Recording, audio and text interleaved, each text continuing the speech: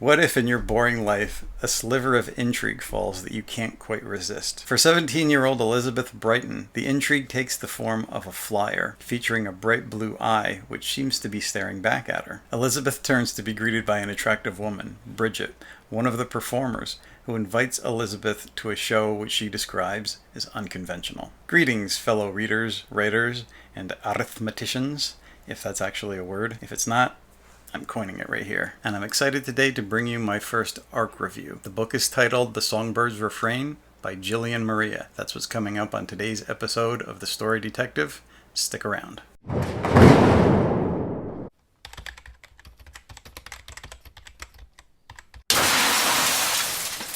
If you like this video or it holds any kind of value or entertainment for you, remember to like and subscribe. And if you have any questions, drop them in the comment section below or drop them in Jillian's comment section. I will leave the link to her channel below as well.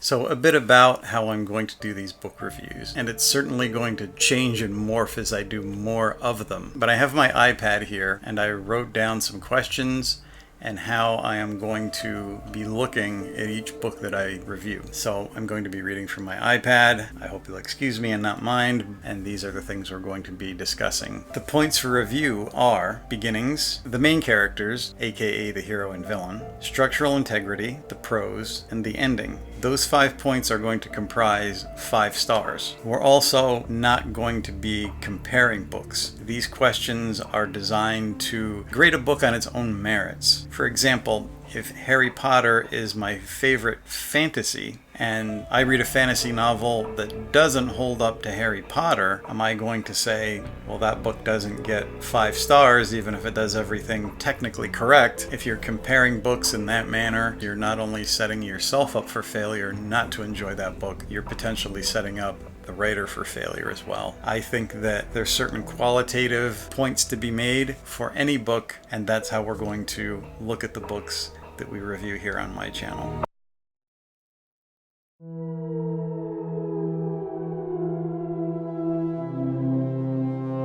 When a mysterious show arrives in town, 17-year-old Elizabeth Brighton is both intrigued and unsettled, but none of the acts capture her attention quite like the blue-eyed woman. Locked in a birdcage and covered in feathers, the anguish in her voice sounds just a little too real to be an act, because it isn't. The show's owner, a sadistic witch known only as the Mistress, is holding her captive, and she's chosen Elizabeth as her next victim. After watching the blue-eyed woman die, Elizabeth is placed under the same curse. She clings to what little hope she can find in the words of a fortune teller, and in her own strange dreams. The more she learns, the more she suspects that the Mistress isn't as invulnerable as she appears, but time is against her, and every feather that sprouts brings her closer to meeting the blue-eyed woman's fate. Can Elizabeth unlock the secret to flying free, or will the Mistress's curse kill her and cage its next victim? I think a good beginning has remnants from a previous ending, and by that I mean wherever a character is picking up a new chapter in their life, there's remnants of their old life. So what was going on in that character's life? How do we see them coming onto the screen or the stage or the page in a way that makes you say, I believe that character existed before they walked on that stage? So what represents the problems, the life issues, whatever that main character is carrying? For Elizabeth Brighton, she wears "I'm not important" like a mantra. In fact, she's become comfortable with it. There's a physical scar that she touches whenever she's embarrassed or her self-esteem starts to flounder. Her parents barely know she's around. Her teachers and counselors put her off. And within the context of that, all of those little quirks and things in her life that are brought into play, everything that that character has at the beginning of a story has to become a part of the big picture. Even if they are carrying problems with them before they walked on that stage, that's who they are. You're establishing a main character, and you should see that main character either in some type of trouble or seem like they're heading for it. Does the Songbird's Refrain do that in the beginning? Yes, the story moves quickly into the heart of the plot as Elizabeth sees the flyer and becomes caught up in the intrigue. We're caught up right along with her because we know she's heading into danger from the start. Yes, it's all there. The intrigue sucks you in and keeps moving along.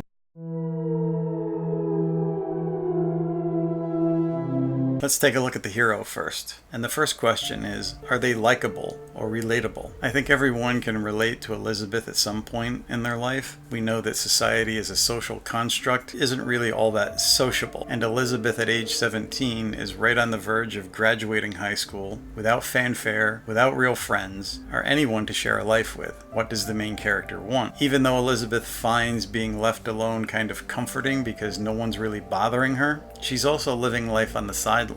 She wants to be wanted. Why else would she make note of every single person every time they ignore her if she didn't want to be wanted? And I believe that's why she so willingly takes the bait when Bridget shows up. She's also gay, and she hasn't told her family or her lack of friends. She hasn't come out yet, and I think part of why she isn't doing that is the fact that no one's noticing her for herself. And I think if she came out and admitted that, she doesn't want to be noticed for just that. And as we know, most of the time, the social attitude is going to be negative. I think that's a main reason that the shades are drawn, and the fact that she's become comfortable in it. In that sense, I think Elizabeth has psychologically caged herself, and when she goes to the show, the person with the blue eye happens to be a girl with feathers. She hears this bird girl's cry. She feels compelled to go help her after the show. When she does, what happens is she ends up falling victim to the villain, who is an evil witch called the Mistress.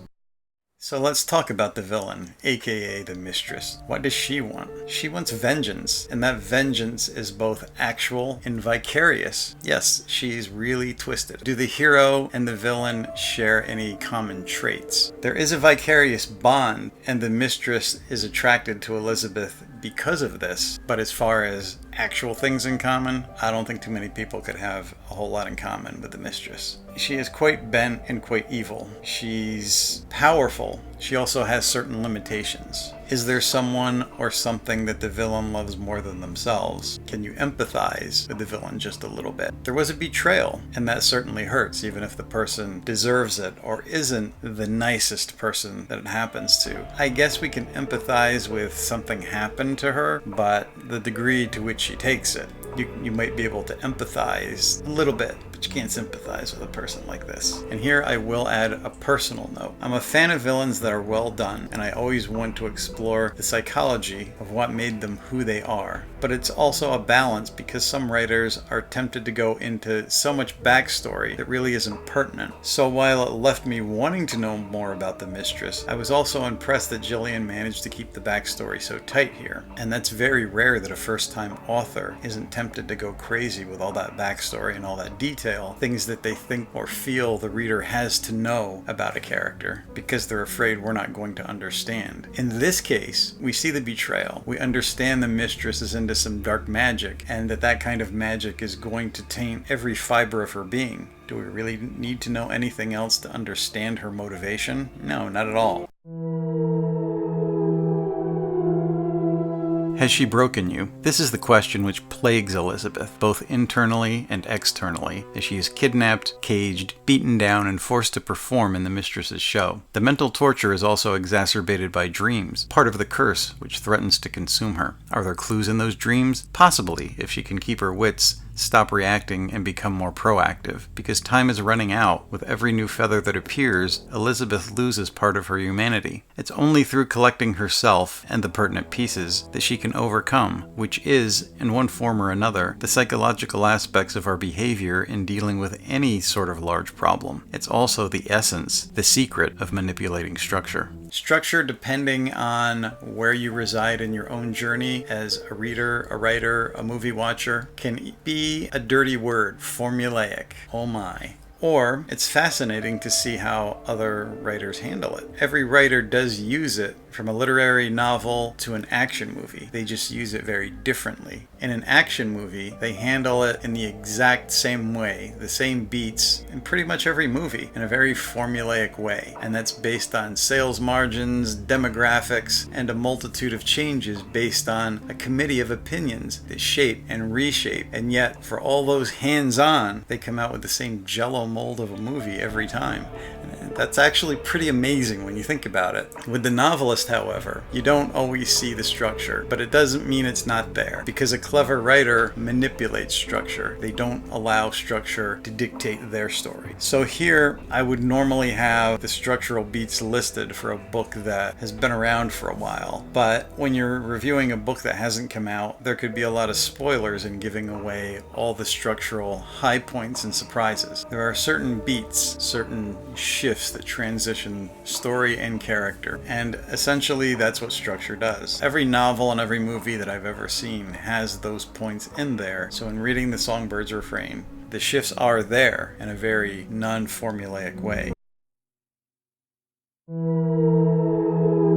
The words with which we tell our story, the voice of the narrative, the right amount of description, distinction, and dialogue can all make or break the best ideas, or give rise to the thinnest of plots. Each aspect can and is an art form in itself. How they sing together creates the melody which seduces readers and suspends their disbelief while staring eyes wide open into a vicarious reality. And what about prose? Did the writing flow? Are there awkward images? Or, looking at an indie author, are there blatant errors and typos glaring you in the face as soon as you start to read? The latter being the chief complaint I hear from both readers and writers who have criticized some indie authors as being secondary. And I personally have huge respect for a writer who does all the work themselves, especially if they do it successfully without being guided by all the eyes that are on their project from a traditional publisher. Jillian did use beta readers, and she found some really good ones because they had some critiques that she told me about, and it was a very effective strategy in this point. Because if you find the right beta readers, as she did, their feedback points out those little things you're too close to. Beyond that, she did use an editor and a cover artist, and she put together a beautifully packaged product. There are no glaring errors. The writing flowed very well. Her prose were straightforward, easily read. I was reminded a bit of the way Charlaine Harris wrote the Sookie Stackhouse series. Not that their writing here is the same, but in that way that Harris wrote simple, flowing prose that didn't get in the way of the experience, and allowed the events to be incredible and speak for themselves, rather than cluttering up the page with a lot of poetic description. I finished the Songbird's Refrain in 2 sittings, but could have easily finished it in 1 if life and other commitments didn't force me to put the book down. I think that that type of voice used here is quite fitting for a YA novel from the point of view from a young adult character. And yet, I've seen writers who almost dumb down the prose in order to make them sound younger and end up coming across a bit dated or artificial. Dialogue. And here's where we come to probably the only thing in this book so far that I have some criticism on. Is the dialogue terrible? Not at all. It flows very naturally through most of the story. In fact, you hardly know it's there. The plot and the dialogue moves along at a pace where everything flows and keeps interest, which is what it's supposed to do. There were, however, a couple of places where the dialogue stood out, and being that it was just a couple of places, like there was a scene near the end where the main character was nervous and stumbling through dialogue where she said a few times. You could probably get away with it once, but when you say it a few times, it stands out on the page and it looks a bit clumsy. It doesn't diminish the story or really hurt the experience in any type of way. It's just that as a writer, you notice these things. So in terms of having the prose, the narrative and the description making up half a star here, and dialogue in my mind being the other half, I don't even feel that it's going to minus a half a star because it's that minuscule in such a small part of the book. Are the voices distinct between the characters? Yes, they are. Could there be places where they could be a little bit more distinct? Yes. More punch to the dialogue, more distinction could have even elevated those scenes to even a greater level. Endings are just another beginning. As our characters close one door, they open another, often not stopping to check what they might be carrying on their shoes, or the dust which clings to their garments from the realm they just left. Endings are emotionally impactful. In fact, it is the final emotion your readers carry with them after they close the book and depart the reality the writer has created. Endings are tough. They are either going to bring your character to success or burn in failure once they go into that end game. When I discussed endings in general with Jillian, I'm not going to tell you whether this is a happy ending or a tragedy, but what she described as her reasons for justifying the ending were perfectly justifiable, and it did hit on all the right points. Did it leave me wondering what happens next? Were there leftover repercussions from the story? Yes, there were definitely some things that are going to impact the future of the characters moving forward. And the rest of it, you can read it, decide for yourself.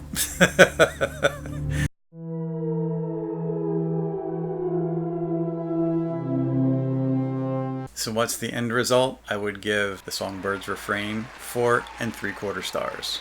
Jillian did a good job. She put the effort in. And I've linked a couple of her videos below. One is when she talks about the book, so you can hear her describe some of the characters from her own point of view. The other is a video about some of the struggles and the things that she had to overcome and still remain committed to this book. I think in watching those two videos, you'll have a very good picture of not only the book, but the writer and her story as well. And I've also linked below her website, which you can go there and read the 3-chapter preview. You can see where it's available. It's coming available September 3rd, and it's up for pre-sale now. And there's a pre-order giveaway. So if you're an indie author yourself and you want to see someone who went through the process, did all the work in the way that she put out quality product, then I'm sure you will find Jillian responsive because she wants to make friends and talk about books. So in the meantime, keep those pages turning. Keep those cups spilling. Don't spill the tea. Don't spill the tea. And I will see you next time on the next episode of The Story Detective.